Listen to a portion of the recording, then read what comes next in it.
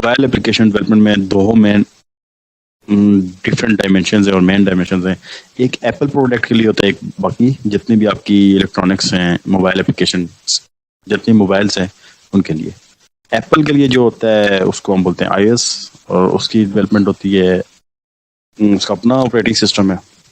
और जो बाकी जितने भी आपके वेंडर्स हैं, सैमसंग हो गया, Xiaomi हो गया, हवावे हो गया, ये बाकी जो जितने भी हैं, इनकी जो है जो ऑपरेटिंग सिस्टम यूज करते हैं उसको बोलते हैं एंड्रॉयड। तो हम लोग क्योंकि एप्पल के लिए हमें अलग से सारा हार्डवेयर चाहिए, सारी चीज़ चाहिए, HTC की रिक्वायरमेंट भी एंड्रॉयड ही है, तो हम एंड्रॉयड पे ही लेके चलेंगे इसको। आप में से किसी ने एंड्रॉयड पे पहले काम तो नहीं किया? कोई ऐसा स्टूडेंट जिसने एंड्रॉयड पे काम किया हो थोड़ा बहुत? कोई ऐसा है? हाँ जी, कोई नहीं है। सर बहुत क्लास किया है क्योंकि FIP उसी में बना रहे हैं मोस्टली सर। किया है सर। अच्छा, फिर तो ठीक है, फिर तो बड़ी जबरदस्त बात है। FIP लेकिन हमने नहीं किया। हम लोग सर डिफरेंट चीज में बना रहे हैं। चलो कोई नहीं, जो नहीं बना रहे वो भी एंड्रॉयड तो सीख लेना। जो बना रहे हैं फिर तो जबरदस्त है, उनको तो फिर तो मुझे टेंशन कम हो गई है कि यार जो ऑलरेडी आप लोग काम कर रहे हो फिर तो पढ़ाना आसान हो जाएगा, फिर इजी है। चलो चलो, जो नहीं कर रहे ना वो भी एंड्रॉयड को सीख लें। तो सबसे पहले हम देखते हैं यार मोबाइल एप्लीकेशन डेवलपमेंट में एंड्रॉयड क्या है यार। काम तो कर रहे, मैंने बताया भी वैसे। सबसे पहले हम एंड्रॉयड के बारे में डिस्कस कर रहे थे। एंड्रॉयड क्या है? क्या अगर आपसे आप डिग्री के बाद मार्केट में जाते हो, इंडस्ट्री में जाते हो और आपसे पूछा जाता है वो आपने एंड्रॉयड में काम किया, आप बताओगे कि हमने एंड्रॉयड में काम किया, तो वो जो इंटरव्यूअर होगा वो आपसे क्वेश्चन पूछेगा व्हाट इज एंड्रॉयड, तो क्या जवाब दोगे? एंड्रॉयड क्या है? हाथ खड़ा करो जिस चीज को पता है। खामोशी से नहीं बैठना, इंटरेक्ट से। गलत बोलो कोई इशू नहीं, गलत बोलो कोई इशू नहीं, बोलो सही। कॉन्फिडेंस अपने अंदर लाओ, आप मार्केट में जाने लगे हो माशाल्लाह से। तो क्या एंड्रॉयड? आपसे क्वेश्चन पूछता है तो आप क्या जवाब दोगे? हाँ जी, एक हाथ खड़ा हुआ है सिर्फ। हाँ जी, 1 to 1। क्या है Android? Sir operating system. Exactly, इतना सोचेंगे। एंड्रॉयड बस ऑपरेटिंग सिस्टम है जो मोबाइल के लिए बना है। छोटी सिंपल डायरेक्ट बात, Android is an operating system which is utilized in mobile devices. बस इतनी सी बात है। अब आपसे कोई पूछे एटलीस्ट यार मोबाइल एप्लीकेशन डेवलपमेंट का कोर्स पढ़ रहे हो, एंड्रॉयड क्या है, तो अब आप लोगों को पता होना चाहिए यार एंड्रॉयड क्या है। एक ऑपरेटिंग सिस्टम है, ठीक है। What is Android? ये आपको उसका लोगो नजर आ रहा होगा। ये डिफरेंट डिवाइसेज हैं, मैंने आपको बताया है, यूटिलाइजिंग एंड मोबाइल डिवाइसेस। ये भी मोबाइल है, ये टैब भी मोबाइल में आ जाता है, ये छोटी जितनी डिवाइसेज हैं। तो ये सारी आपकी, इसके अलावा आपकी कुछ हैंड बिल्ट इन डिवाइसेज होती हैं जिसको बोला जाता है जो एम्बेडेड सिस्टम, जो गाड़ियों के अंदर लगे होते हैं इस तरह के, उनके अंदर भी आपका एंड्रॉयड सिस्टम इम्प्लीमेंट होता है। अब यह है कि लोग अपनी अपनी जो अच्छी कंपनी शायद इन फ्यूचर मूव करते जाएं, जो टेस्ला वाले हैं वो अपना सिस्टम लाएं, तो इस तरह के अब खुद भी सिस्टम आना स्टार्ट हो गए हैं जो गाड़ियों के एम्बेडेड सिस्टम। अच्छा, Android is an operating system based on the Linux kernel. Kernel क्या होता है यार?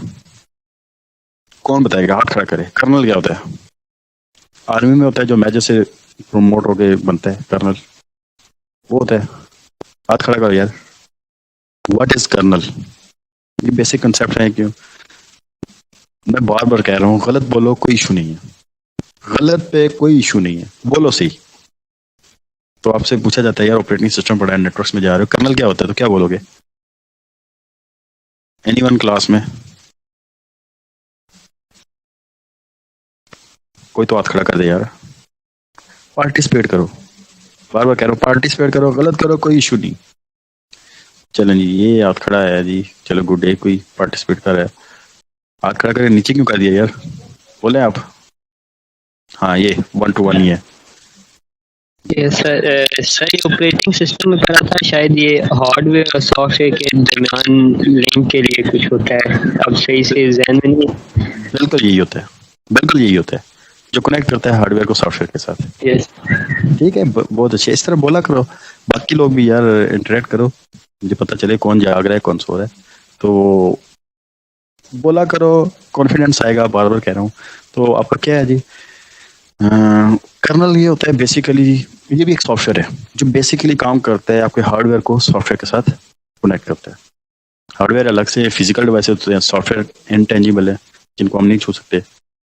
इन दोनों को आपस में जो है ना कनेक्ट किया जाता है, वो हमारा कर्नल होता है।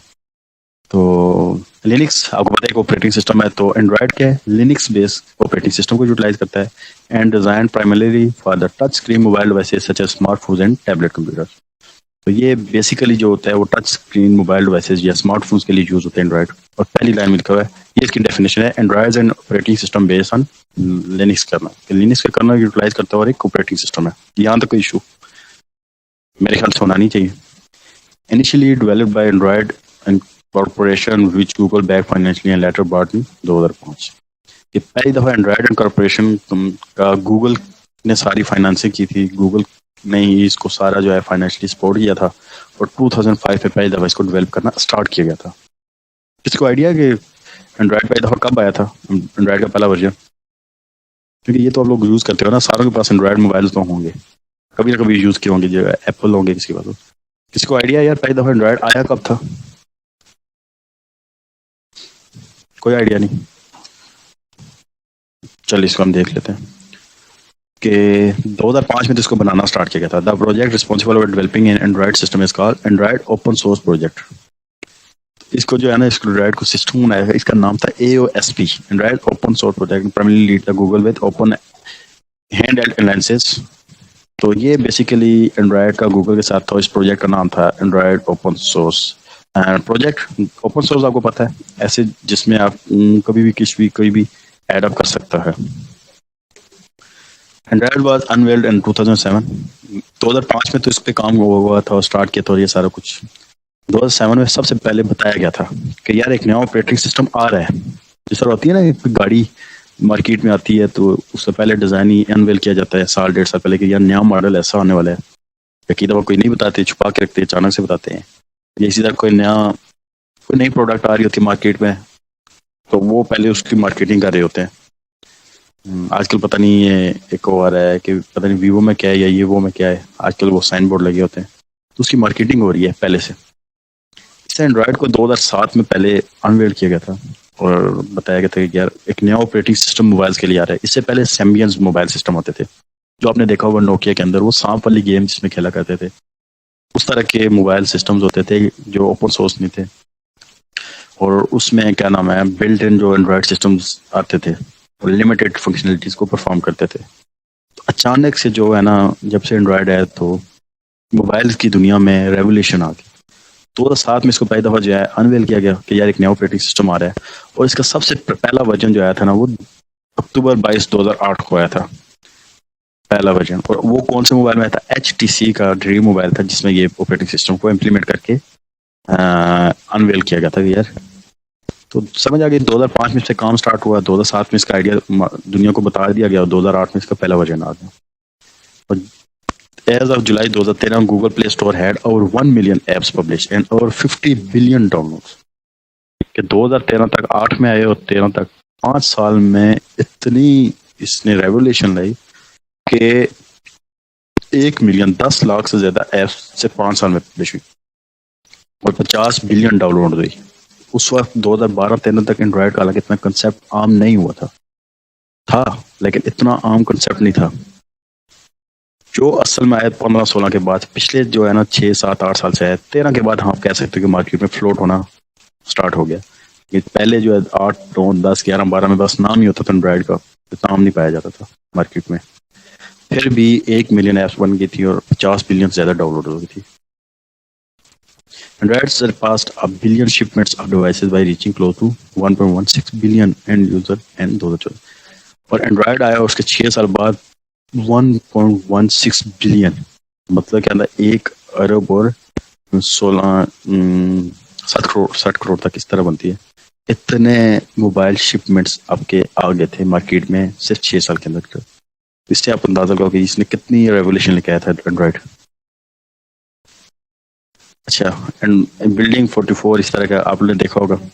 एंड्रॉयड के वर्जन के नाम आपको पता होगा कि जितने भी बेकरी आइटम्स इन पे रखा जाता है, इसका बेसिकली और कोई कंसेप्ट नहीं है, लोगों को अट्रैक्ट करने के लिए। फ्रोयो हो गया था, ये हम वन बाय वन देखते हैं जिस तरह हम लेके चले थे।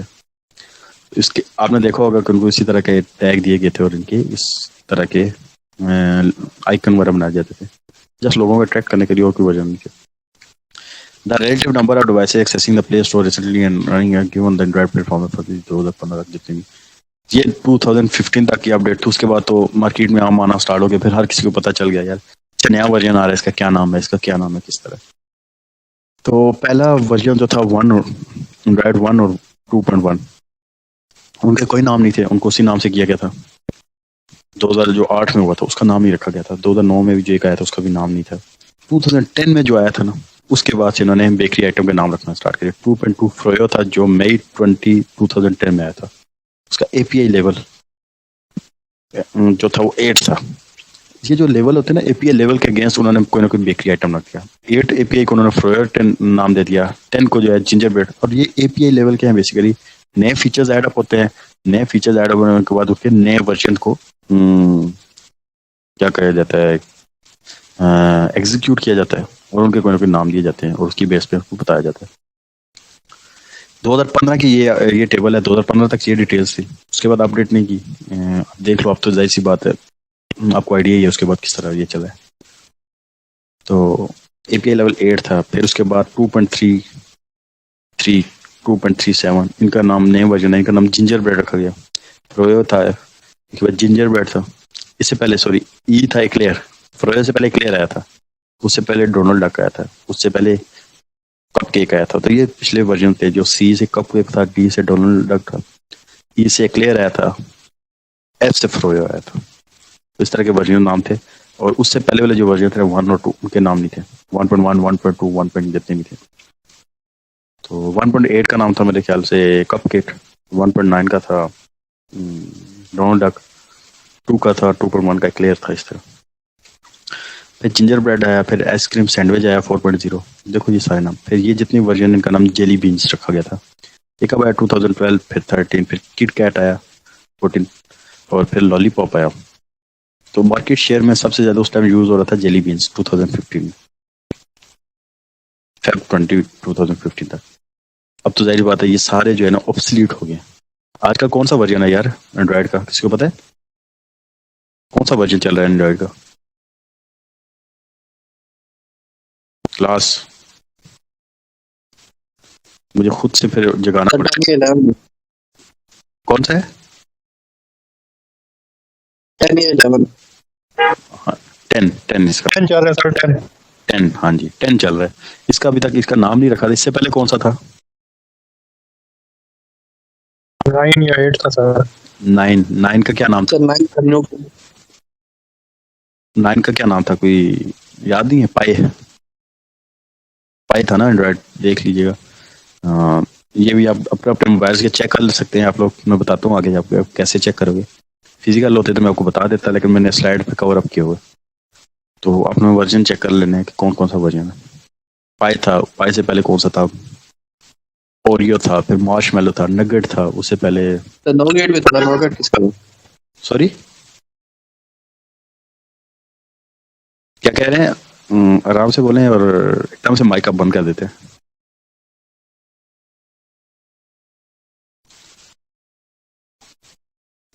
अच्छा जी, तो ये सर इनके नाम रखे गए हैं गेस्ट न्यू वर्जन के साथ, ताकि लोगों को वर्जन याद ना रहे, उनके नाम याद रहे।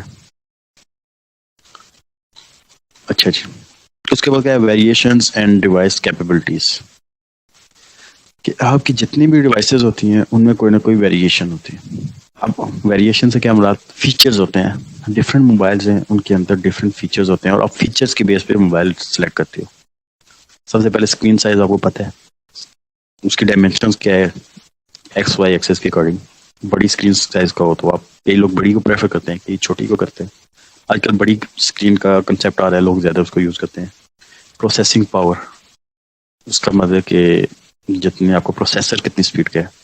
फिर उसके डिफरेंट वर्जन होते हैं। स्नैपड्रैगन होता था, एक और होता था मोबाइल, डिफरेंट टेक्नोलॉजी वाले आपके प्रोसेसर होते हैं। आप पूछते थे कौन सी आर्किटेक्चर को फॉलो कर रहे हैं। रैम, ये तो आप लोग नॉर्मली देखते हो कि यार मोबाइल की रैम कितनी है। जितनी ज़्यादा रैम होगी आप उसको प्रेफर करोगे, सस्ता और ज़्यादा रैम वाले को। स्टोरेज क्या ड्राइव कितनी है इसकी, मतलब कितना डेटा स्टोर कर सकते हैं। बैटरी लाइफ mAh में होती है, कितनी बैटरी की कैपेबिलिटी है। उसके बाद आपको बताया वो नेटवर्क कौन सा सपोर्ट करता है। GSM होता था, फिर एज आया, उसके बाद 3G और 4G और 5G की तरफ दुनिया मूव करी है। वाईफाई कैपेबिलिटीज है, ब्लूटूथ है, स्टेलस सपोर्ट है, ये तो ठीक है। वीडियो कैमरा हो गया, टच स्क्रीन हो गया, GPS आपको पता है, ग्लोबल पोजिशनिंग सर्विसेज। ये नीचे कुछ वर्ड लिखे हुए हैं, जो लोग एंड्रॉइड में काम कर रहे हैं मुझे बताएंगे। एक्सेलेरोमीटर क्या होता है, गैरियोस्कोप क्या होता है, बैरोमीटर, मैग्नेटोमीटर, अच्छा डेडिकेटिंग एमिंग कंट्रोल्स ठीक हो गया, proximity and pressure sensor, thermometer ठीक है, एक्सीलरेटेड 200 एंड 3D एक्सीलरेटर ये ठीक है। ये 3 दरमियान में वर्ड लिखे हुए हैं 4, एक्सेलेरोमीटर, गैरियोस्कोप, बैरोमीटर और मैग्नेटोमीटर। ये क्या होते हैं? हाँ जी, कोई बताना पसंद करेगा? किसी को कोई आइडिया? आप लोग काम कर रहे हो ना एंड्रॉइड में, FFP बना रहे हो, तो क्या होता है?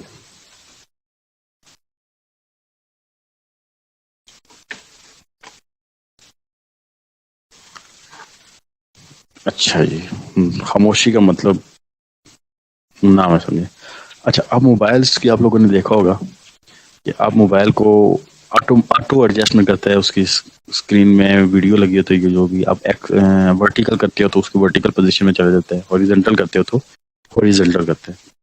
तो बेसिकली ये गैरियोस्कोप का काम होता है, जो आपकी उसकी एक्स एक्सिस और वाई एक्सिस की अकॉर्डिंग मेंटेन करता है। एक्सेलेरोमीटर क्या करता है? GPS आपको पता है, ग्लोबल पोजीशनिंग सर्विसेज होती हैं, जहाँ पे फॉर एग्जांपल आप लोग उबर क्रीम यूज करते हो।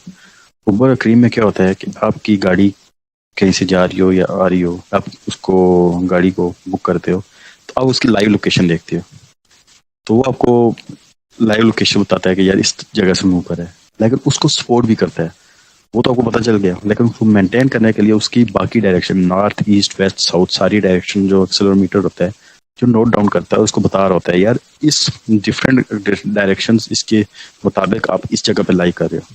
तो जो एग्जैक्ट पोजीशन बताता है ना GPS, उसको सपोर्ट करती है एक्सेलेरोमीटर। बैरोमीटर होते हैं, इसी तरह मैग्नेटोमीटर होते हैं, जो कि आपकी टेम्परेचर को, सेंसर को, ये सारे करते हैं, ये डिवाइस के अंदर लगे होते हैं। IoT का नाम पता है ना? IoT क्या होता है क्लास? IoT पढ़ा होगा आप लोगों ने? हाँ जी, मैं क्वेश्चन करूँ, मुझे आंसर करिए। जी जी, IoT क्या होता है? नहीं आई आवाज, बच्चे की बोलने की आवाज है, आपकी आवाज नहीं आ रही थी। कोई और यार IoT का नहीं आइडिया? No sir. किसी को आइडिया नहीं है IoT क्या होता है? सर ये IoT बेस्ड प्रोजेक्ट होते हैं ना, जिनमें हार्डवेयर इन्वॉल्व होते हैं। हाँ जी, तो IoT से क्या होता है फिर? इंटरनेट ऑफ थिंग्स बोलते हैं उसको। Internet of things.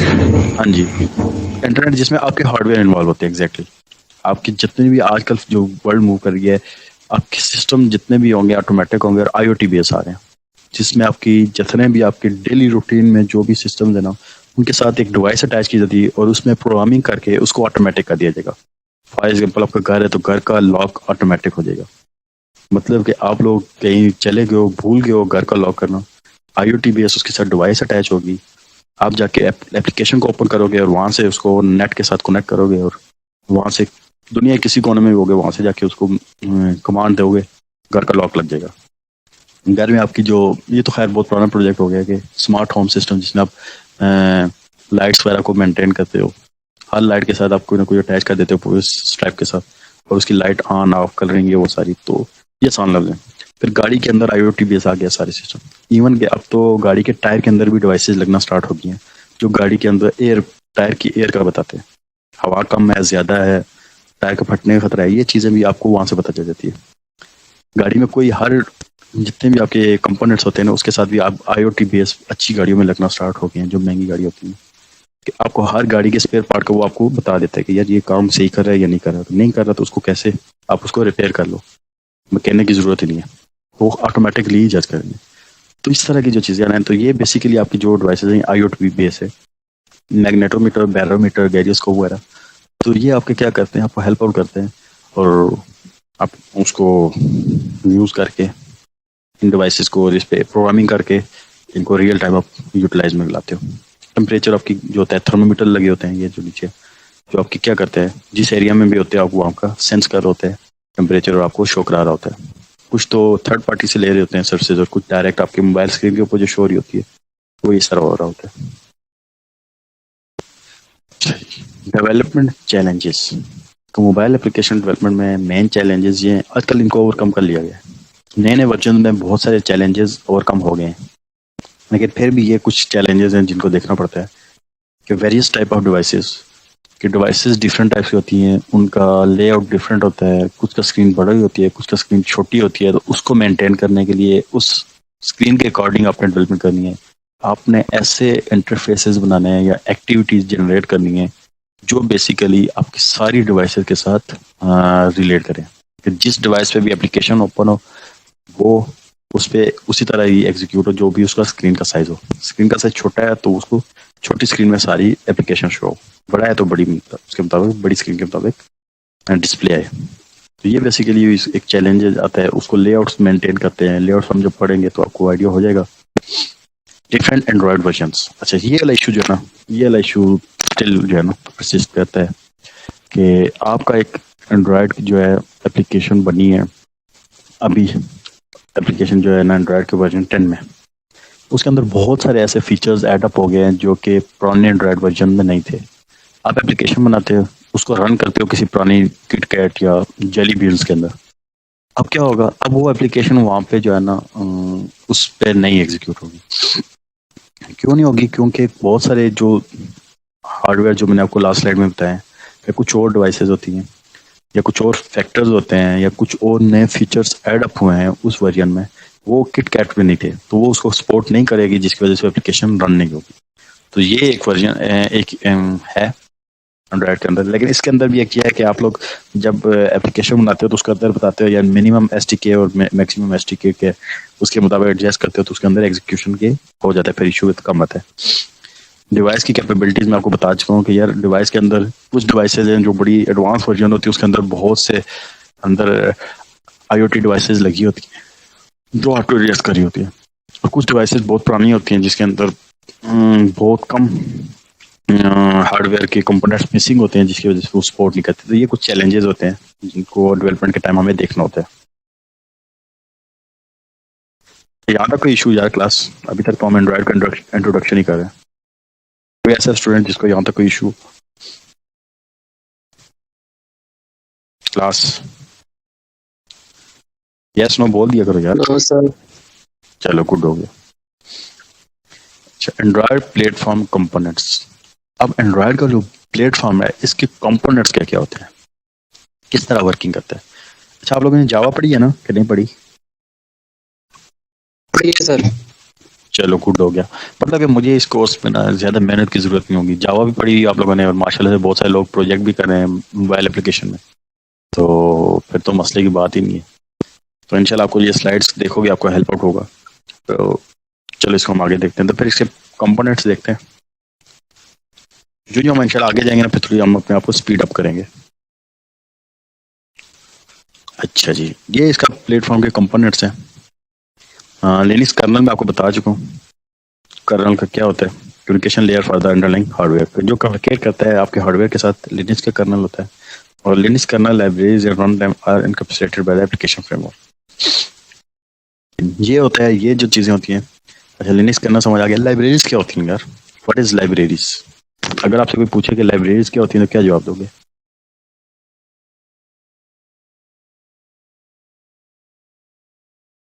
हाँ जी क्लास। अच्छा, कोई क्वेश्चन मैं पूछूं ना तो ब्रेन स्टॉर्मिंग क्या करो। ब्रेन स्टॉर्मिंग से क्या होगा कि आपके जहन में जो भी चीज़ आती है उसको अंडरस्टैंड करने में, कंसेप्ट क्लियर करने में शायद आपको आसानी हो जाए। रियल टाइम में लाइब्रेरीज क्या होती हैं? आपकी यूनिवर्सिटी में लाइब्रेरी है कि नहीं? उसमें क्या होता है, आप लोग कोई कोर्स पढ़ रहे होते हो, कोई सब्जेक्ट पढ़ रहे होते हो, तो उसके बाद आप क्या करते हो कि कोई ऐसा टॉपिक आ गया जो आपको समझ नहीं आ रही, आप क्या करते हो, उस टॉपिक से रिलेटेड लाइब्रेरी में जाते हो, बुक को सर्च करते हो, उसको पढ़ते हो। उसके बाद आपको जो वहाँ पे जो इश्यू होता है वो आप उस टॉपिक को वहाँ से कवर अप कर लेते हो और आपको समझ आ जाती है। तो ये लाइब्रेरीज होती है। सेम यही चीज़ है, यही कंसेप्ट लेके चलते हैं। तो जो आपका क्या नाम है, प्रोग्रामिंग लैंग्वेजेस होती हैं, तो उसके बैक एंड पे जो आपके ना लाइब्रेरीज लिखी होती हैं, जो बेसिकली यही करती है कि जब आप कोड लिखते हो ना, कोड को लिखते हो और कोई कीवर्ड यूज करते हो, तो उसके बैकएंड पे क्लासेस लिखी होती हैं। उन क्लासेस को कॉल करता है और आपको हेल्प आउट करता है आपके प्रोग्राम को एग्जीक्यूट करने में।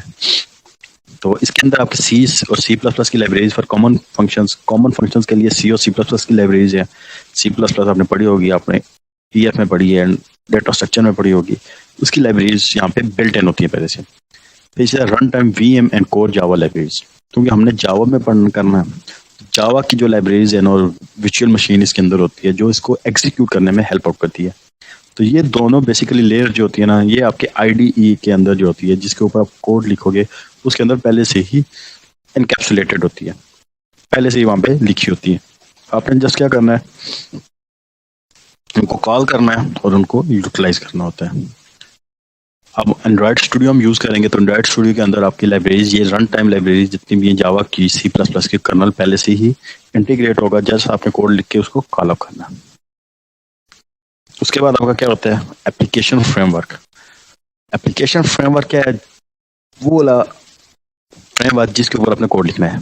API which allow high level interaction with Android system. अच्छा, जो एंड्रॉयड के सिस्टम के साथ आपकी हेल्प अप करता है, जो फ्रेमवर्क लफ्जी मानी सांचा होता है, जो सांचा जिसमें हम क्या कह सकते हैं, उर्दू में मतलब बता रहा हूँ कि आप कोई नट ओपन, किसी भी नट होता है या बोल्ट होता है, उसको ओपन करने के लिए आप क्या करते हो, वो जो कीज होती हैं 10 नंबर की, 12 नंबर की, 14 नंबर की, जो नंबर उसके बोल्ट के साथ मैच करेगा नट के साथ, आप उसको उसके साथ एडजस्ट करते हो, फिर उसको ओपन करते हो। छोटी या बड़ी साइज का उसके साथ एडजस्ट नहीं होता, कभी भी आप ओपन नहीं कर सकोगे। सेम एज इट इज यही है कि यहाँ पे आपके फ्रेमवर्क के अंदर जो लाइब्रेरीज हैं और सारी जितनी भी आपकी बैक एंड पे, रन टाइम पे कोर, जावा लाइब्रेरी, सी प्लस प्लस की लाइब्रेरीज के साथ आपका फ्रेमवर्क जो होता है, जो उसके साथ इंटरेक्ट करता है, जो उसके साथ हेल्प आउट करता है, उन लाइब्रेरीज को कॉल करता है और उसके रिस्पॉन्स में उसको एग्जीक्यूट करता है। तो वो सारा आपका एप्लीकेशन फ्रेमवर्क होता है। और एप्लीकेशन, जो आपकी एप्लीकेशन जिसपे आपने, जो आप सारे एंड पे जो भी आप FIP में काम कर रहे हो, वो सारी एप्लीकेशन जो बना रहे हो, वो सारी आपकी वो लेयर होती है जिसके साथ आप डायरेक्टली इंटरेक्ट करते हो। Android developer typically work with these two layers to create Android apps. क्या आपने एंड्रॉयड स्टूडियो को यूज किया और उसके ऊपर अपने ऐप बनाई, तो वो इन ऐप लेयर में काम होता है। अब मुझे क्लास एंड्रॉयड प्लेटफॉर्म कंपोनेंट समझ आ गई? हाँ जी, यस सर। फिर मुझे बताओ ना यार, कितनी लेयर्स हैं एंड्रॉयड प्लेटफॉर्म की, फ्रेमवर्क की कितनी लेयर्स हैं? अभी बताया है, थोड़ी रिवीजन करते हैं। अभी आपका एज ए टेस्ट नहीं कर रहा, सिर्फ इसलिए कि आपको चाह याद रह जाए, बोलो ना। तो कितनी लेयर्स हैं जी एंड्रॉयड की फ्रेमवर्क की?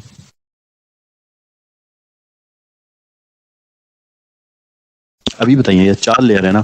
पहली लेयर जो आपकी कर्नल है, लिनक्स कर्नल का। दूसरी लेयर है जिसमें जी, दूसरी जिसमें आपकी लाइब्रेरीज होती हैं जावा की, सी प्लस प्लस की। तीसरा आपका जो है फ्रेमवर्क है, डेवलपमेंट फ्रेमवर्क। चौथा जो है आपकी एप्लीकेशन लेयर है, जिसमें आप एप्लीकेशन ड्रॉ करते हैं। तो ये बेसिकली आपकी 4 लेयर्स हैं, लिनक्स कर्नल है, लाइब्रेरीज और एप्लीकेशन फ्रेमवर्क और एप्लीकेशंस। हम जो हमारा कंसर्न इन 2 लेयर के साथ होगा, टॉप वाली। नीचे वाली लेयर्स ऑलरेडी जो भी हम आईडी इंस्टॉल करेंगे उसके अंदर बिल्ट इन होगा, सिर्फ पता होना चाहिए ये कैसे होती है।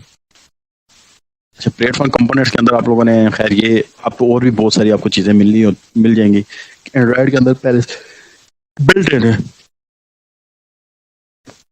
तो एंड्रॉयड ओपन सोर्स प्रोजेक्ट जो है contain several default application like email client, SMS fragments आपको बने होंगे, देखे होंगे, कैलेंडर, मैप्स, ब्राउजर, कॉन्टैक्ट्स वगैरह की आपको ऑलरेडी बनी बनाई आपको टेम्पलेट्स उसके अंदर रखी होती हैं। जस्ट आप उनको कॉल करके या उनको अंदर अपनी मुताबिक कस्टमाइज करके यूटिलाइज कर सकते हो। तो इस तरह के फ्रेमवर्क आपको बहुत सारे मिलेंगे और ये सारे फ्रेमवर्क जावा लैंग्वेज है। अब तो कोटलाइन भी आ गया है, किसको आइडिया है? कोटलाइन लैंग्वेज भी एक जो है ना, वो भी यूज होती है इसके अंदर, लेकिन पहले जो है वो जावा थी। जावा को जो है जब ये एंड्रॉयड बना था तो उसके लिए जावा यूटिलाइज होती थी, तो हम इसको जावा के ही लेके चलेंगे। जावा आपने पढ़ी हुई है, अब इसमें 2 लैंग्वेज डिफरेंट यूज होती है।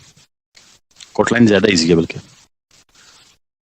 एंड्रॉयड फ्रेमवर्क कंपोनेंट्स में एप्लीकेशन फ्रेमवर्क में आपको बता चुका हूँ, create of APIs which allow high level interaction होती है, managing the life cycle of application, providing non code, ये हमने जो ऊपर देखा है, enabling application to access from other application or share data, providing user interface components, कि जितनी भी आपके डेवलपमेंट के रिलेटेड होगा, जितनी भी आपकी मेंटेनेंस होगी, जितनी भी आप एप्लीकेशन को डेवलप करेंगे, तो उसका सारा जो है ना मैनेजमेंट जो होती है वो फ्रेमवर्क के अंदर होती है।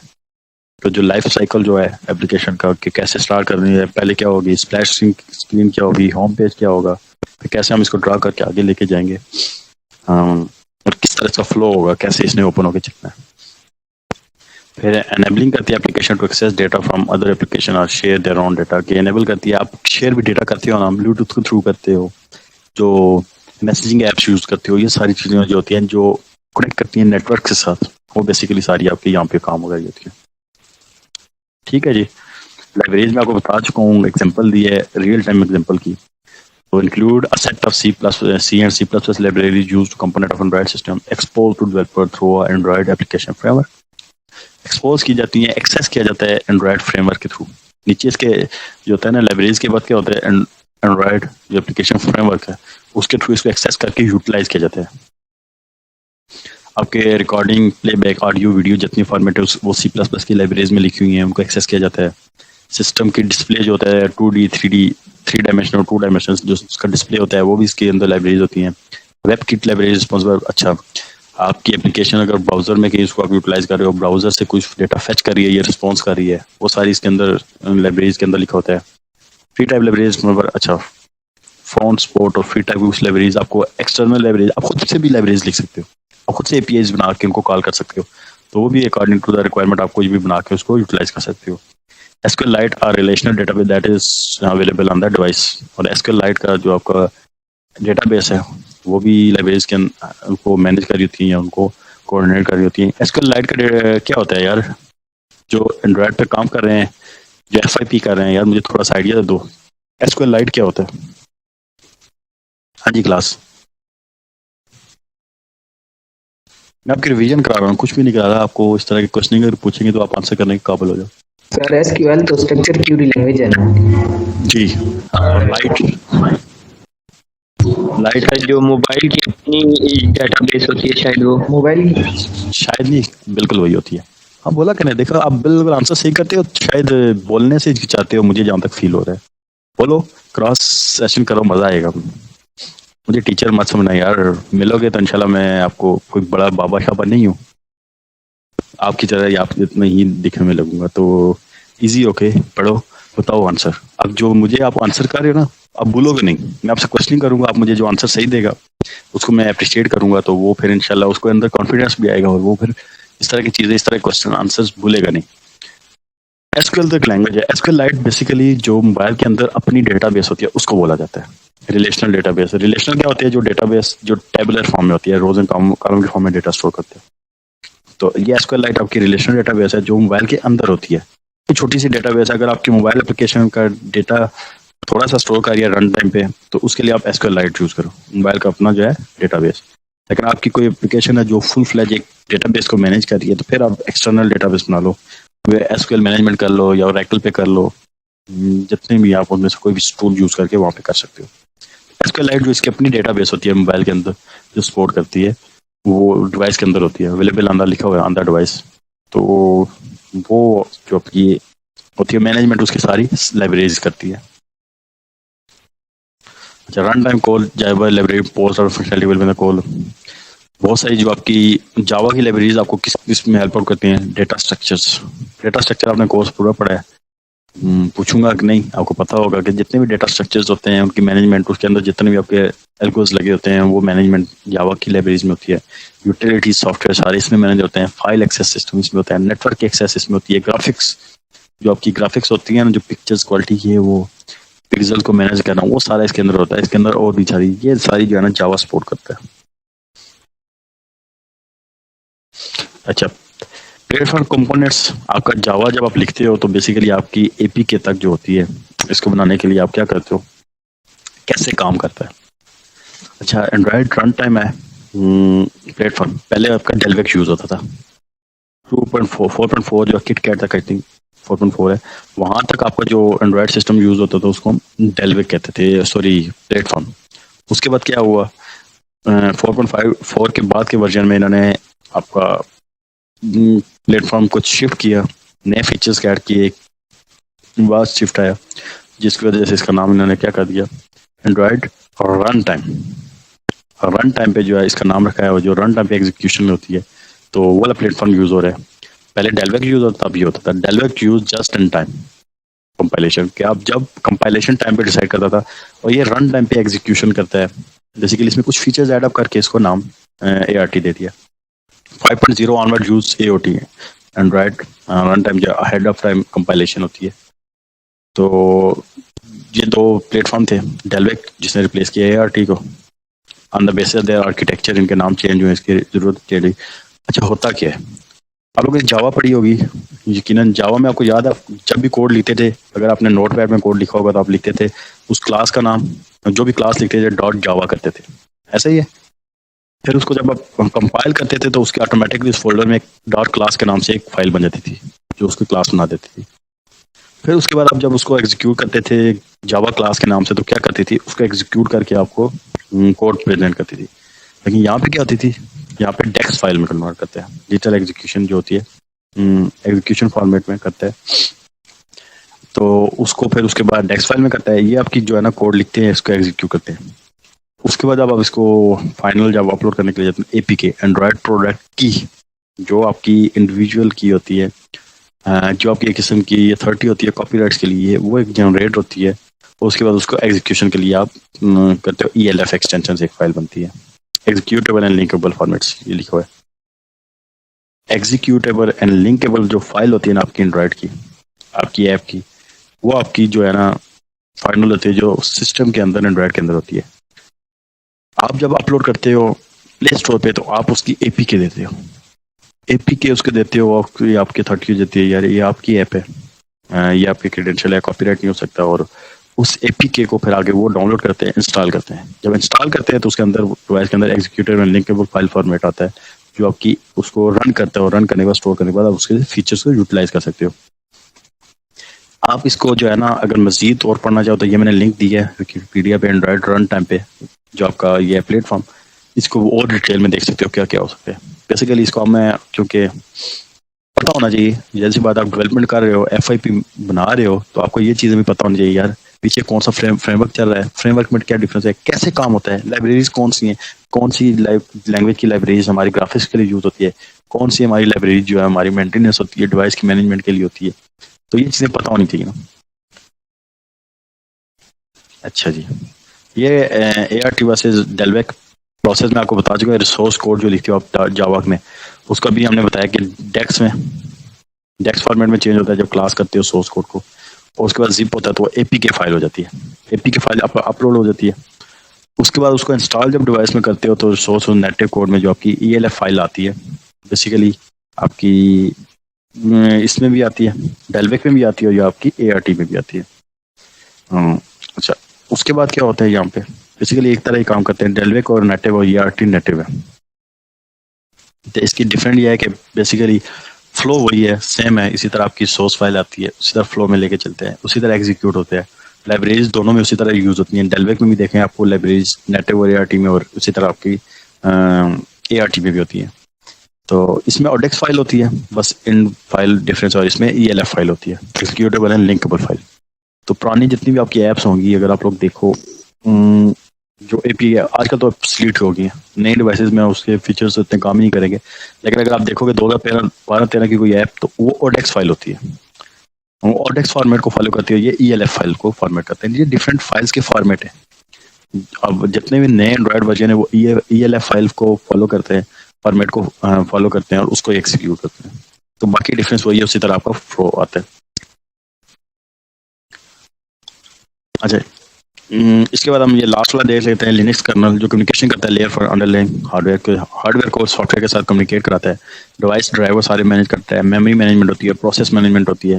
ये आप लोगों ने एंड्रॉइड सिस्टम में पढ़ा होगा, डिवाइस ड्राइवर्स क्या होते हैं, मेमोरी मैनेजमेंट, मेमोरी की कैसे मैनेजमेंट होती है, कैसे आपने ऑपरेटिंग सिस्टम को कितनी मेमोरी एलोकेट करनी है, डेटा स्टोरेज करने के लिए कौन सी करनी है, फ्री स्पेस को कैसे मैनेज करना है। फिर प्रोसेस, मल्टीपल आपकी एप्लीकेशन एग्जीक्यूट हो रही है, या मल्टीपल एप्लीकेशन के अंदर मल्टी थ्रेडेड आपका एग्जीक्यूशन हो रही है, तो वहाँ पे आपने कैसे इसको मैनेज करना है, वो सारी मैनेजमेंट जो होती है प्रोसेस की, कौन सा प्रोसेस पहले होगा, कौन सा रेडी स्टेट में होगा, कौन सा एक्टिव स्टेट में होगा, कौन सा डिस्ट्राइव मोड में होगा, कौन सा वेटिंग स्टेट में होगा, कौन से प्रोसेस को क्रिएट करना है, किस सीक्वेंस में करना है, हर प्रोसेस की प्रायोरिटी मैनेज करना, वो सारी आपकी कर्नल करता है और नेटवर्क्स के साथ आपको लिंक अप करता है। नेटवर्क्स आपका फिजिकल जो आपकी डिवाइस केबल्स वगैरह है या वेव्स की फॉर्म में डेटा को शेयर करता है किसी आगे राउटर को, तो वो सारी मैनेजमेंट लिनक्स के अंदर होती है। चलें जी, यहाँ तक तो ये हमने इसको डिस्कस कर लिए। अब इसको उन्होंने डिवाइस इसको लिख दिया है कि यार ईमेल क्लाइंट, एसएमएस प्रोग्राम जितने भी लिखते हुए एप्लीकेशन में आ जाता है। Activity management, content provider, view system, technology management यहाँ पे आती है। डिस्प्ले वेब किट और वेब लाइब्रेरीज यहाँ मैनेजर होती हैं। को जावा लाइब्रेरीज यहाँ पे, ड्राइवर की मेमोरी मैनेजमेंट यहाँ पे होती है। तो ये इसकी समरी बता दी। आप जितना भी हमने पढ़ा है ना अभी तक एंड्रॉइड प्लेटफॉर्म कंपोनेंट्स, उसको समरी ये इस डायग्राम के अंदर है। यहाँ तक किसी को कोई इशू यार होना चाहिए यार, कोई इशू नहीं है। मैं बोले जा रहा हूँ पढ़ाई जा रहा हूँ क्लास।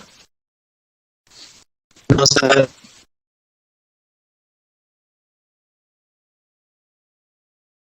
अब हम देखते हैं आगे यार इसके बिल्डिंग ब्लॉक्स क्या होते हैं। Android building blocks, building blocks का लफ्जी मानी क्या होता है आपको पता है? अगर इनको हम डिवाइड करें, बिल्डिंग क्या होती है और ब्लॉक्स क्या होते हैं? तो बिल्डिंग एक इमारत होती है जो कि बेसिकली ब्लॉक से मिलकर बनती है। तो छोटे छोटे ब्लॉक मिलके एक पूरी बिल्डिंग खड़ी करते हैं। सेम लाइक दिस एंड्रॉइड के लिए भी कुछ छोटे छोटे उसके कंपोनेंट्स होते हैं डिफरेंट, जो मिलके आपकी पूरी एप्लीकेशन बनाते हैं। तो उसकी हम ब्लॉक्स की तरफ देखते हैं। बिल्डिंग ब्लॉक्स क्या है? अच्छा, एप्लीकेशन बिल्डिंग ब्लॉक्स जो है आपके app components are the essential building blocks of an Android application के। जो आपके ऐप के कंपोनेंट्स हैं उसके एसेंशियल कुछ बिल्डिंग ब्लॉक्स कंपोनेंट्स होंगे जो कि 4 होते हैं। उन चारों को हम 1 बाय 1 देखते हैं आज, कौन कौन से हो सकते हैं और क्या क्या कंपोनेंट्स होते हैं। अच्छा, each component is a different point through which the system can enter your app. Her component जो होता है वो डिफरेंट पॉइंट पे होता है, उस आपके ऐप के अकॉर्डिंग डिफरेंट डायमेंशंस को कवर अप करता है। डिफरेंट डायमेंशन के थ्रू आप उसको यूटिलाइज करते हो और उसके डिफरेंट फीचर्स होते हैं, डिफरेंट कैपेबिलिटीज होती हैं जो कि आपको हेल्प अप करती हैं एंड्रॉइड को यूज करने में। अच्छा, 4 डिफरेंट इसके टाइप्स हैं ऐप कंपोनेंट्स के, जिसमें आपकी आ जाती है एक्टिविटीज, सर्विसेज, कंटेंट प्रोवाइडर और ब्रॉडकास्ट रिसीवर्स। एक्टिविटीज क्या होती हैं? एक्टिविटीज का आपको पूरा एक टॉपिक है, हम आगे जाके डिटेल में डिस्कस करेंगे। एक्टिविटीज कैसे होती हैं, कैसे बनाई जाती हैं, कैसे एक एक्टिविटी दूसरे एक्टिविटी को कॉल करेगी। तो ये सारी चीजें जो हमने एक्टिविटीज में देखी। उसके बाद आपका एक होता है सर्विसेज, जो बैकग्राउंड में आपकी यूटिलाइज होती हैं। जो आप कोई काम कर रहे होते हैं तो बैकग्राउंड में उसको हम कॉल करते हैं, ये यूटिलाइजेशन वगैरह होती है। कंटेंट प्रोवाइडर होते हैं और उसके बाद ब्रॉडकास्ट रिसीवर। कंटेंट प्रोवाइडर जो आपको कहीं से आप डेटा को फेच करके यूटिलाइज कर रहे होते हो या डेटा को यूटिलाइजेशन होती है, और ब्रॉडकास्ट रिसीवर जो आपको मैसेजिंग शेयर होती है। इसको 1 बाय 1 हम देखते हैं। एक्टिविटी क्या होती है? अ सिंगल और an activity represent a single screen with user interface. आपके सामने जो आप वेबसाइट बनाते हो तो वेबसाइट के अंदर आप लोग कहते हो कि यार ये एक इंटरफेस है, जो कि आप आसान लफ्जों में बोलो तो आप HTML में जो कोड लिखते थे वो आप सारा आपका होता था इंटरफेस। सेम लाइक यहाँ पे हम लिखेंगे XML में कोड, वहाँ पे आप HTML होती थी, यहाँ पे XML में लिखेंगे। XML के अंदर जो भी हम कोड लिखेंगे उसको शो कराने के लिए हमने जो यूजर को शो होगा, जो स्क्रीन का पार्ट या XML का पार्ट, उसको हम बोलेंगे एक्टिविटी। एक्टिविटी आप कह सकते हो कि मोबाइल एप्लीकेशन के अंदर इंटरफेस को बोलेंगे कि जो आपको शो हो रहा होगा। अब यहाँ पे देखें, ये आपके सामने एक एक्टिविटी की डायग्राम है। नीचे ईमेल ओपन हुई है तो आपकी ये सेम एक्टिविटी है। एक एक्टिविटी है जिसको आपको सोशल प्रमोशनल अपडेट्स वाले सारी ईमेल शो हो रही है। उसके बाद नीचे जो आपकी प्राइमरी ईमेल्स हैं वो सारी शो हो रही हैं। यहाँ पे उन्होंने देखो 2 ईमेल्स को सिलेक्ट किया है तो उनको वो भी बेसिकली सेम एक्टिविटी के अंदर ही एक्शन परफॉर्म हो रहा है। तो ये आपकी एक्टिविटी है जो आपको शो होती है सामने।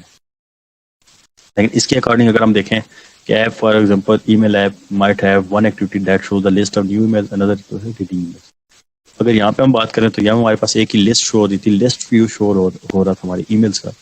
हम इस पर क्लिक करेंगे तो हमारे सामने एक पूरी ईमेल ओपन हो जाती है। जो ईमेल ओपन हो रही है ये हम बेसिकली दूसरी एक्टिविटी में शिफ्ट हो गए फॉर एग्जांपल। तो ये आपकी 2 डिफरेंट एक्टिविटीज हैं, एक ये एक्टिविटी है और एक ये एक्टिविटी है। एक ये इंटरफेस है जिसमें आप लिस्ट व्यू में सारी ईमेल शो हो रही हैं, और एक आपके पास फुल फ्लैज ईमेल शो हो रही है। जब क्लिक करते हैं किसी एक ईमेल को तो वो ईमेल ओपन होती है जेम्स कॉरी की जो भी है यहाँ पे। तो वो वाली ईमेल आपके सामने शो हो रही है और वो इस ईमेल को रीड आउट कर रहा है। तो ये आपके एग्जांपल है कि आप टू डिफरेंट एक्टिविटीज के दरमियान कैसे सेम एक्टिविटी ऊपर और टू डिफरेंट एक्टिविटीज। आसान लफ्जों में एक्टिविटी हम किसको बोलेंगे? जो आपके सामने इंटरफेस होगा ऐप का, उसको हम एक्टिविटी बोलेंगे। सही हो गया क्लास? Okay class?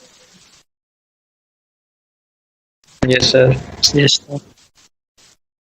अच्छा जी, अच्छा एक्टिविटी हम कह रहे हैं आपका इंटरफेस हो सकता है। अच्छा, a different app can start any one of this activities. For example another app can start the activity in email app that compose new email. अच्छा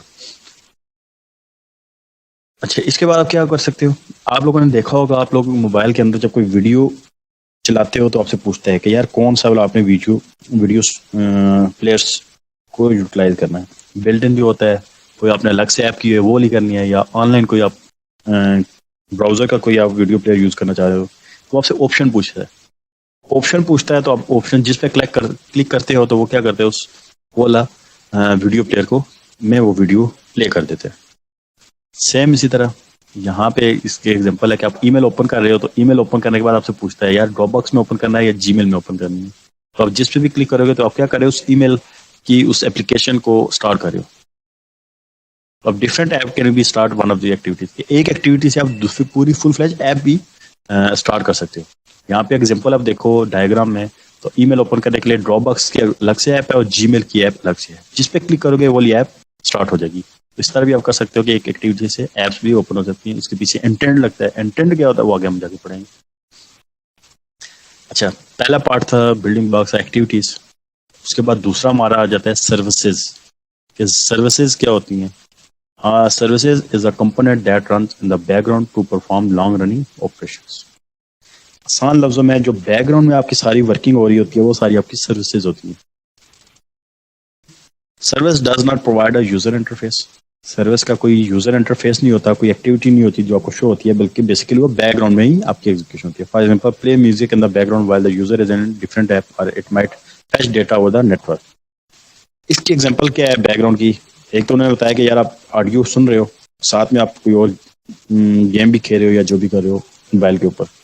ऑडियो आपकी एक प्लेबैक सर्विस है जो चल रही है, एक सर्विस है जो पीछे एंड्रॉयड सिस्टम उसको एग्जीक्यूट कर रहा है और आप काम किसी और पे कर रहे हो, एक्टिविटी किसी और की यूज कर रहे हो। या इससे भी बेस्ट एग्जांपल जो इन्होंने बताया कि यार जो आपका नेटवर्क के ऊपर आपको डेटा जो शो हो रहा होता है ना कि यार इस टाइम कितनी स्पीड है इंटरनेट की, तो वो बेसिकली आपकी बेस्ट एग्जांपल है सर्विसेज की। या डेटा डाउनलोड हो रहा होता है बैकग्राउंड में, वो भी आपकी सर्विसेज की एग्जांपल है, जिसका इंटरफेस नहीं होता बल्कि बैकग्राउंड में आपकी जो एग्जीक्यूशन हो रही होती है किसी भी फीचर की या फंक्शनलिटी परफॉर्म हो रही होती है, तो उसको हम सर्विसेज बोलेंगे। सर्विसेज और एक्टिविटी में किसी को कोई इशू? क्लास? हाँ जी, ओके। खामोशी का मतलब चलो यस सर, ओके। पूछूंगा। कंटेंट प्रोवाइडर क्या होता है? तीसरा बिल्डिंग ब्लॉक है कंटेंट प्रोवाइडर, जो manage a share set of app data. कि कंटेंट प्रोवाइडर क्या करता है, जो ऐप का डेटा शेयर कर रहा होता है या इन कंट्रेरी जो डेटा को फेच कर रहा होता है किसी वेबसाइट से। डेटा की शेयरिंग या उसके कंट्रास्ट में अगर बात करें, या डेटा को फेच करना किसी भी वेबसाइट से, तो वो कंटेंट प्रोवाइडर होता है। एंड्रॉइड कंटेंट प्रोवाइडर के आपकी एप्लीकेशन किसी को डेटा शेयर कर रही है तो नाम से समझ आ रही है कि किसी को कंटेंट प्रोवाइड कर रही है। ऐसी ये एक बिल्डिंग ब्लॉक होता है एप्लीकेशन के अंदर कि आप एप्लीकेशन के अंदर इंटरफेस यूज करते हो, बैकग्राउंड सर्विसेज यूज करते हो, उसके बाद आप कोई डेटा शेयर कर रहे होते हो in the form of email, in the form of website, in the form of networks, किसी भी तरह से आप डेटा शेयर करते हो। You can store the data in the file system and SQLite database on the web or any other persistent storage location your app can access. For the content provider, other apps can query or even modify the data if the content provider allow it. अब क्या है, आप लोगों ने for example एक website है, उसका mobile view बनाया हुआ है अपनी, या उसकी ऐप बनाई हुई है आप लोगों ने एंड्रॉइड की है। अब दोनों का डेटाबेस जो है ना कॉमन है, सेम जगह पे डेटा स्टोर हो रहा है। जो वेबसाइट से भी जो सर्विसेज यूज हो रही हैं, जो आपकी ऐप में भी यूज हो रही हैं। अब हो क्या रहा है कि जो आपकी वेबसाइट है वो डेटाबेस में सर्च करिए, सेंड करिए, आप भी कर रहे हो। कोई नई ऐप आ रही है, वो एक्सेस करना चाह रही है आपके डेटाबेस को, तो अगर आपने उसको एक्सेस किया है, आपको अलाउ किया है, तो वो भी आपकी कंटेंट को एक्सेस कर सकेगी। तो इस तरह आपकी ऐप उसको कंटेंट प्रोवाइड कर रही है, तो इस तरह इसको कंटेंट प्रोवाइडर भी बोला जाता है। तो आपका डेटा की फेचिंग, स्टोरिंग, मॉडिफाइंग, उसको अपडेटिंग, अल्टरिंग, इंसर्टिंग, डिलीटिंग, जितनी ऑपरेशन है ये भी कंटेंट प्रोवाइडर में आ जाते हैं। फॉर एग्जाम्पल, आपके पास Android system provide a content provider that manage the user content information. As such, an app there with the proper permissions can query part of the content provided to read and write information about the particular person. क्या आपकी क्या है कि आप Android system है जो provide कर रही है कंटेंट प्रोवाइडर, यूजर की कॉन्टैक्ट इन्फॉर्मेशन आप किसी को शेयर कर रहे हो। अब क्या है, आप लोगों ने उसको अलाउ कर दिया है, तो अब आपकी ऐप से या आपको एक्सेस करके आपकी जितनी भी कॉन्टैक्ट डिटेल्स हैं वो उसको एक्सेस कर सकती है। एग्जाम्पल बता रहे हैं कि कॉन्टैक्ट डिटेल्स आपने शेयर की हुई है अपनी ऐप के थ्रू, तो वो क्या है, वो एग्जांपल है एक कंटेंट प्रोवाइडर की। इस तरह आप जो फॉर एग्जांपल किसी थर्ड पार्टी से वेदर का डेटा एक्सेस कर रहे हो, तो वो वेबसाइट आपके लिए एज अ कंटेंट प्रोवाइडर है। आप उसको वेदर के डेटा को एक्सेस करके अपने डिवाइस के ऊपर शो कर रहे हो, तो ये भी एक एग्जांपल है कंटेंट प्रोवाइडर की। चौथा हमारा बिल्डिंग ब्लॉक था ब्रॉडकास्ट रिसीवर। ब्रॉडकास्ट रिसीवर क्या होते हैं? जो कि आपके रिस्पॉन्ड करते हैं किसी भी अनाउंसमेंट के अगेंस्ट। ब्रॉडकास्टिंग क्या होती है? आप लोग देखते हो कि न्यूज़ चैनल देखते होगे, एग्जांपल इसके अगर दूँ आसान सी एग्जांपल, तो न्यूज़ चैनल की एग्जांपल अगर आती है, उसमें क्या होता है कि वो जियो न्यूज़ या फॉर एग्जांपल ARY न्यूज़ लगी हुई है, तो वो ब्रॉडकास्टिंग कर रही है अपने जितने भी न्यूज़ हैं, और जो भी उस चैनल पे जाता है, उसकी चैनल नंबर केबल से जाके अपने टीवी से ऑन करता है, तो उस नंबर पे जाके उसको सारे वो मैसेजेस आना स्टार्ट हो जाते हैं। आप उसको वॉच करते हो, तो आप उसको रिस्पॉन्स कर रहे हो, तो रिस्पॉन्ड कर रहे हो उसको ब्रॉडकास्ट के जो मैसेजेस आ रहे हैं उसको रिस्पॉन्सिंग। इसी तरह एंड्रॉइड के अंदर अब broadcast receiver is a component that respond to the system wide broadcast announcement. ये ब्रॉडकास्ट रिसीवर क्या है? जो कंपोनेंट है जो रिस्पॉन्स करता है सिस्टम को वाइड ब्रॉडकास्ट अनाउंसमेंट, कि जो भी ब्रॉडकास्टिंग कर दी जाती है कि यार आपके स्पेसिफिक लोकेशन या जितने भी इस एरिया में जहाँ भी आप डेटा शेयर कर रहे हो, तो उसको आपका मोबाइल के अंदर एक्सेस करना या रिसीव करना, उसको बोलते हैं ब्रॉडकास्ट रिसीवर। इसकी एग्जांपल क्या है? Broadcast receiver don't display a user interface, but in some cases a status bar notification is created to alert the user when a broadcast event occur. WhatsApp आप सारे लोग यूज करते हो, आपको WhatsApp पे नया मैसेज आता है, तो क्या होता है, आपकी टॉप पे स्क्रीन पे आपको मैसेज शो हो जाता है जो कि ब्रॉडकास्ट होता है, और आपको वहाँ पे नोटिफिकेशन बार के ऊपर नोटिफिकेशन के तौर पे शो हो जाता है। तो इस तरह के कुछ आपके ब्रॉडकास्ट रिसीवर जो होते हैं जिस पे नोटिफिकेशन आ जाता है, वो आपकी बेसिकली एक एग्जांपल होती है। अलार्म लगाया तो उसके पीछे बैकग्राउंड पे आप क्या हो गया, काउंटर चल पड़ा है वॉच क्लॉक का। वो काउंटर चल रहा है, जो ही जिस टाइम पे आपने लगाया हुआ है, तो वो जो ही वो टाइम मैच होता है, कंडीशन फुलफिल होती है, तो आपको एक मैसेज नोटिफिकेशन में आ जाता है या अलार्म बजना स्टार्ट हो जाता है। ये ब्रॉडकास्ट रिसीवर हो सकते हैं इस तरह के। इंटरनेट के थ्रू और नेटवर्क से आप डिफरेंट तरह के मैसेजेस को रिसीव करते हो या शेयर करते हो, वो भी आपकी एग्जांपल होगी ब्रॉडकास्ट की। For example, a broadcast announcing that the screen has turned off, the battery is low और a picture was captured. Alarm की एग्जांपल बताइए। इसके अलावा आपके मोबाइल डिवाइसेस के अंदर क्या होता है कि आपकी स्क्रीन ऑफ होती है तो आपको कहता है, बैटरी लो होती है तो आपको मैसेज पॉपअप हो जाता है। जब पिक्चर आप लेते हो तो उसके लिए भी आपको वो स्क्रीनशॉट की तरह से बताता है। तो ये भी ब्रॉडकास्ट रिसीवर की एग्जांपल होते हैं एप्लीकेशन के अंदर। Although app can also initiate broadcast, many broadcast also originate from the system. आपकी सिस्टम, आपकी ऐप, आपकी डिवाइस भी ब्रॉडकास्ट रिसीवर को जनरेट करती है और किसी और को भी शेयर कर सकती है। तो ये कुछ इस तरह की एग्जांपल थी।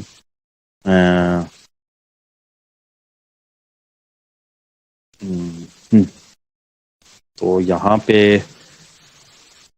अच्छा जी, पहले हमने पढ़ा था एंड्रॉयड प्लेटफॉर्म, उसके 4 कंपोनेंट्स देखे थे। उसके बाद अभी हमने देखा है बिल्डिंग ब्लॉक्स ऑफ एंड्रॉयड।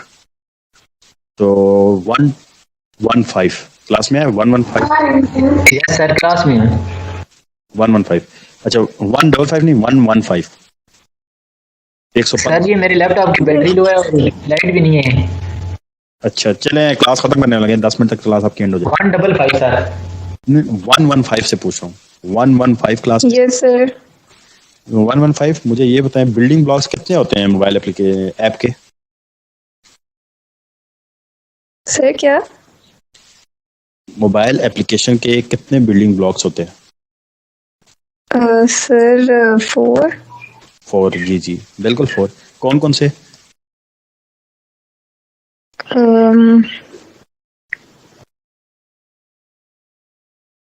अभी पढ़ा रहा था वही, कोई और बताएगा? कोई ऐसा स्टूडेंट जो मुझे बिल्डिंग ब्लॉक्स बता रहे थे? 4 बिल्डिंग ब्लॉक्स अभी बताए, तो कौन कौन से हैं?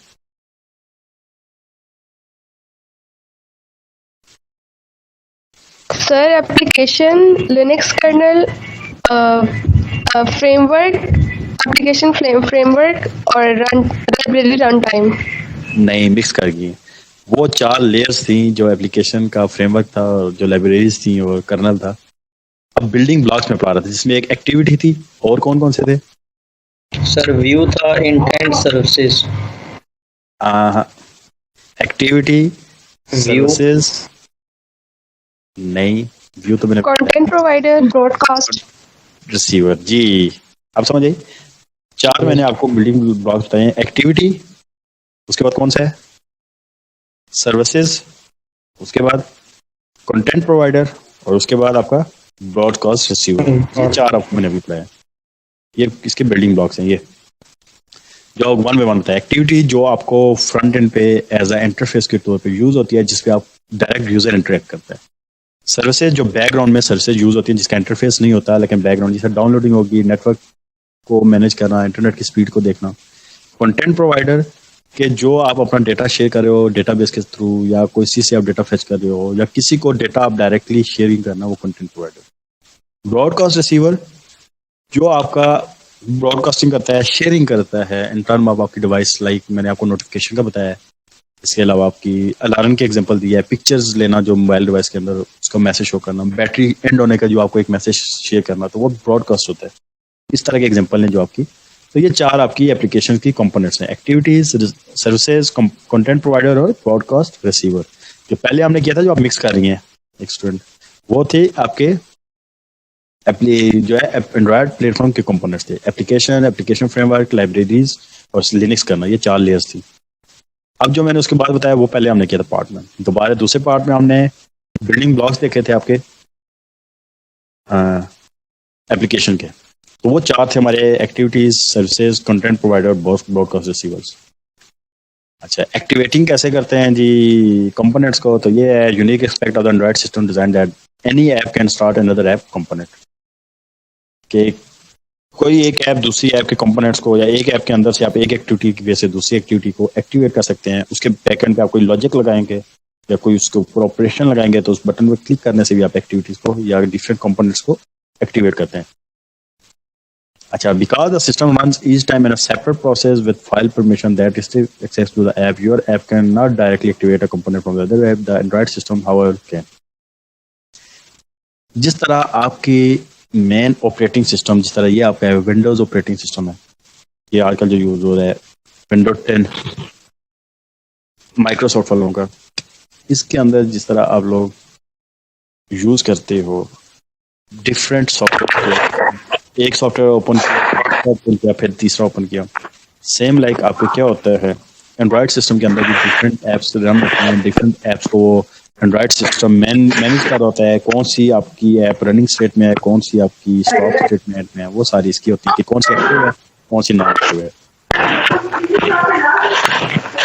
ये इंटेंट होता है। इंटेंट जो लिखा हुआ है कि आप एक एक्टिविटी से दूसरी एक्टिविटी को एक्टिवेट करने के लिए इंटेंट भेजते हो, और उसकी बेस पे वो कंपोनेंट जिसको इंटेंट, और छोड़ दो उसको, वो खुद ही अब बड़े हो जाएंगे खुद ही। 140 माइक तो ऑफ कर दो, मुझे यहाँ से ऑफ करना पड़ेगा। इंटेंट क्या करती है? आपको मैसेज शेयर करती है, जो एक एक्टिविटी से दूसरी एक्टिविटी को एक्टिवेट करने के लिए। अब इंटेंट क्या होता है? इस पे पूरा हमारा एक जो है ना टॉपिक है, एक पूरा वीक लगेगा। इंटेंट कैसे यूटिलाइज करते हैं, इंटेंशन होती है बेसिकली कि कौन सी एक्टिवेट को कैसे एक्टिवेट करते हैं, तो इसको भी हम देखेंगे। इससे एक्टिविटी हमारा जो पूरा एक टॉपिक है उसको देखेंगे, और इंटेंट वगैरह ये सारी चीजें आपकी होंगी। तो रैप अप करते हैं यहाँ पे। आज हमने क्या क्या पढ़ा है? एंड्रॉयड का प्लेटफॉर्म, उसके 4 लेयर्स क्या होती हैं, फ्रेमवर्क के कंपोनेंट्स क्या होते हैं, फ्रेमवर्क के application framework, libraries, run time libraries. अच्छा, रन टाइम में फिर कोर जावा लाइब्रेरीज होती हैं, वर्चुअल मशीन्स होती हैं, फिर लिनक्स कर्नल को हमने डिस्कस किया है, फिर इसके बिल्डिंग ब्लॉक्स देखें। इसमें आपकी एक्टिविटीज होगी, सर्विसेज होगी, कंटेंट प्रोवाइडर होगी, ब्रॉडकास्ट रिसीवर होगी।